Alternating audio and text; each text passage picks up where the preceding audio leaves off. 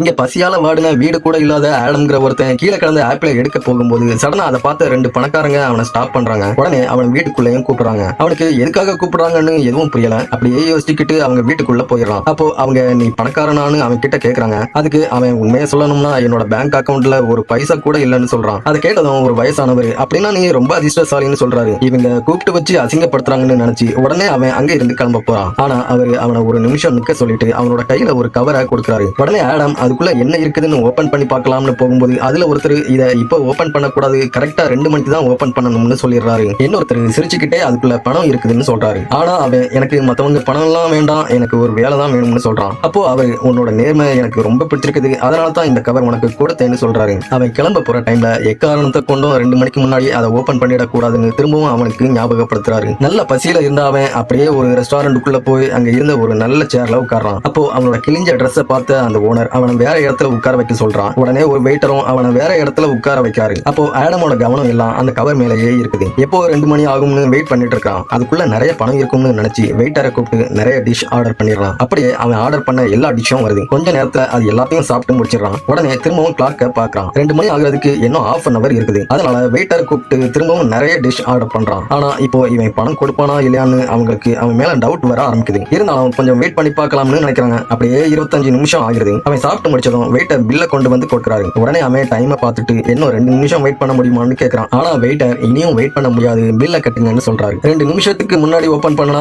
எதுவும் ஆயிடாதுன்னு நினைச்சு அப்படியே அந்த கவரை ஓபன் பண்ணிடுறான். ஓபன் பண்ணதும் உள்ள $10 லட்சம் செக் இருக்கிறத பார்த்து பயங்கர ஷாக் ஆகுறான். அவ்வளவு பெரிய அமௌண்ட் அந்த சிட்டிலேயே யார்கிட்டயும் இருந்திருக்காது. நடுங்கி போன அவன் அப்படியே அந்த செக்கை வெயிட்டர் கிட்ட கொடுக்குறான். உடனே அந்த வெயிட்டரும் அந்த செக்கை அப்படியே கொண்டு போய் ஓனர் கிட்ட இது ஒரிஜினல் செக்கான்னு கேட்கறான். அந்த ஓனர் லேடி அதை அக்கௌண்டன்ட் கிட்ட கொடுத்து செக் பண்ண சொல்றான். அதை கவனமா செக் பண்ண அக்கௌண்டன்ட் இது டூப்ளிகேட் மாதிரி தெரியலன்னு சொல்றாரு. ஏமாத்தவனா இருந்தா இப்படி கிழிஞ்ச ட்ரெஸ் போட்டுக்கிட்டு வரமாட்டான். ஒருவேளை இவன் வித்தியாசமான கோடீஸ்வரனா இருக்கலாம்னு நினைச்சு அவர்கிட்ட பில்லுக்கு பணம் கேட்காம நம்ம ரெஸ்டாரண்ட்ல வந்து சாப்பிட்டதுக்கு நன்றி சொல்லுங்கன்னு சொல்றாரு. அதனால அவன் ஒரு பைசா கூட செலவு பண்ணாம அங்க நல்லா சாப்பிட்டுட்டு வெளியே வர்றான். ஆனா அந்த செக்கை உடனே திருப்பி கொடுக்க முடிவு பண்ணி அந்த பணக்காரங்களோட வீட்டுக்கு போறான். ஆனா வீட்டோட வேலைக்காரன் அவங்க வெளிநாட்டுக்கு போயிட்டாங்க, இன்னும் 1 மாசம் கழிச்சு தான் திரும்பி வருவாங்கன்னு சொல்றான். அதை கேட்டு ஆடம் இன்னும் கன்ஃபியூஸ் ஆகி போயிடுறான். அப்போ சடனா அவனுக்கு அந்த கவருக்குள்ள இருந்த லெட்டர் ஞாபகத்துக்கு வந்து அதை ஓபன் பண்ணி படிக்கிறான். அதுல என்ன எழுதிருக்குதுன்னா, இந்த செக் உனக்கு கடனா கொடுக்குறோம், 1 மாசத்துக்கு அப்புறம் நீ இதை திருப்பி கொடுத்துட்டேன்னா உனக்கு எங்களோட கம்பெனியில வேலை போட்டு கொடுப்போம்னு எழுதியிருக்குது.